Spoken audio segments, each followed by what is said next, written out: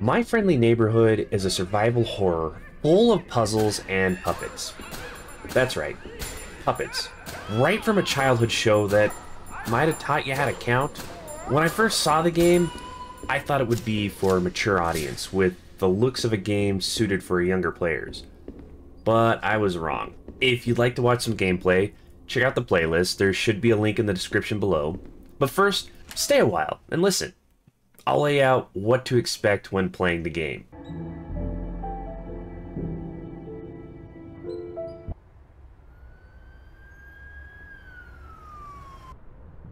A show starring puppets aimed at teaching children different skills like the basics of letters and counting came out in the 40s and was a huge hit everywhere. But sadly, it wasn't meant to last. Years later, it was shut down and forgotten. Fast forward to the early 90s. Suddenly, the old studio comes to life and starts to broadcast on home televisions. Gordon, the handyman, is sent in to shut the studio down. But it's not going to be a simple job of just hitting a switch. The last job of the day is always the worst.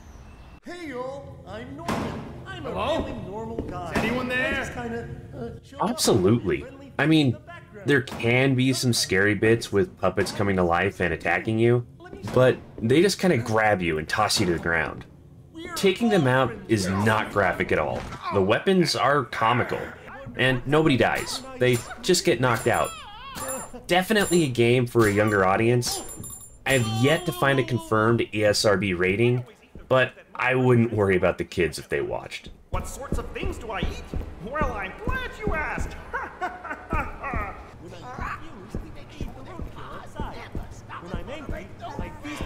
Every step of the way through the game, Gordon will have puppets blocking his path, ready to give him a violent hug and impede his progress. In order to get by, he'll find some items to defend himself, like a pipe wrench, or even a specialized firearm that shoots Rolodex letters at his enemies. Now, if you take out a puppet, then go through a loading screen and come back, that puppet will be back up and ready to attack. Unless you find some tape and wrap them up. Taped enemies will come back to life, but be stuck squirming wherever you left them. When you go to the park, bring some food for all the wild animals. There are a few different puzzles keeping Gordon from moving forward. I wouldn't say any were terribly hard, but they weren't no-brainers. Some were figured out via trial and error, while others will have clues around the area you'll have to sniff out. I really enjoyed the puzzles. I had to always keep a pen and paper nearby to write things down. Some of the clues spanned quite a large area, but the whole process was a lot of fun.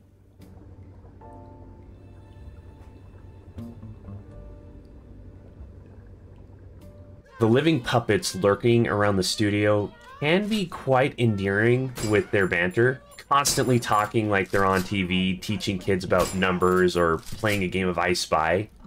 But you can't let their charm lull you into a false sense of security. Most of them will show strong affection toward Gordon, and that can really hurt. There are a couple puppets roaming around that Gordon can help, giving some feel-goods and achievements, so they're not all bad. That's a good girl. There we go. See, nice and calm. The studio is broken up into a few different areas and can get quite large. Very easy to get lost in, and you don't want to be backtracking with all the puppets around every corner. Thankfully, there is a map for every area. The only problem is, you have to find it first. After the map is found, it will start to color in as you explore. It was very helpful. An explored room would stay a red color if there was something you can pick up in there. If you manage to find everything in the room, the map turns it green.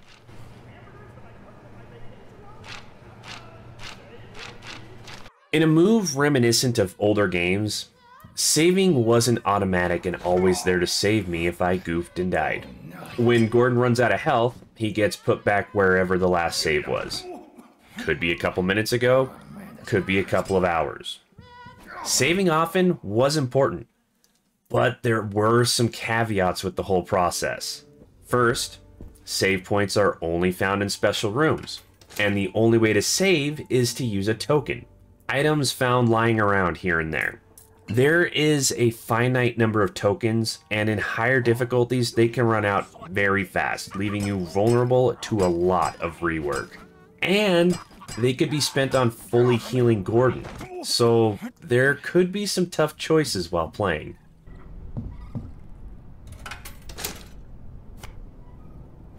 Gordon comes equipped with a suitcase used to store everything he finds. There are no storage expansions, so keeping everything organized was a must. If the storage started to get out of control, there were boxes in every safe room you could put items you don't want to carry, and they're all connected, so Gordon's items are available in all safe rooms. Some items do stack, but only so far before they start to take up another space. It was tough making room for puzzle pieces, health, key items, and ammo near the end. Thankfully, the game does let you know when you've exhausted all the uses of something like a key, with a small check mark letting you know it no longer has a need to be carried around.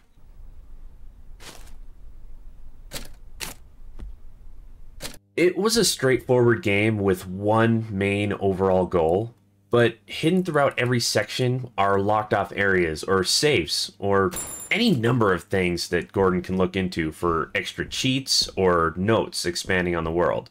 Some of the secret areas really stick out and aren't difficult to get into, but some can be extremely vague, requiring you to search every possible area and take note of what's around.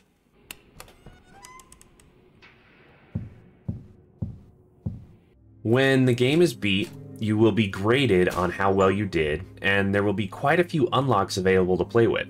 There were higher difficulties unlocked, as well as different cheats. Most of the cheats will be unlocked by finding VHS tapes hidden throughout the studio.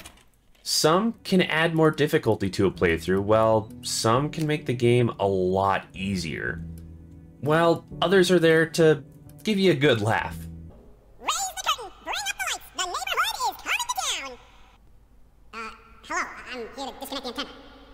My Friendly Neighborhood was very comparable to how old Resident Evil games played, with the puzzles and items needed to save the game. It was entertaining, and gave some fun things to work towards by beating the game multiple times. My first playthrough took about 6.5 hours, with subsequent playthroughs going much faster.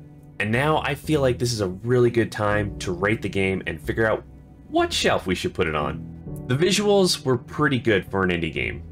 A couple of wacky things here and there with enemies flying through walls, but overall I'm giving it a 4. The story wasn't unique per se, a typical inanimate object coming to life and causing harm, but the way it all comes together was very good. The game doesn't depend on jump scares and bloody graphics to entertain, and just feels like wholesome fun. I'm going with a 4. Gameplay was slow due to the lack of speed Gordon had, and sometimes when I shot my guns, they did not go where I was aiming, or the puppets were completely unfazed by my attacks. It's getting a 3. Replayability was good for this game, with special unlocks only available if you can beat the game on a certain difficulty or with a certain grade. I was compelled to beat it again. That's a 4. The only time I wasn't enjoying myself was an extended period of time where I was lost because I didn't see an obvious key on a wall. And that's on me. Other than that, I was looking forward to what was next all the way to the credits. It's worthy of a 5. I was really surprised with My Friendly Neighborhood. I didn't expect it to get an overall score of 4, earning it a place up there on the top shelf. I would recommend this game. It's a refreshing game showing that not everything needs excessive blood or violence to be entertaining. I laughed, I screamed, I would totally do it again. Alright, now that we're done with that, it's time to move on to the next one. I will see you there. Bye!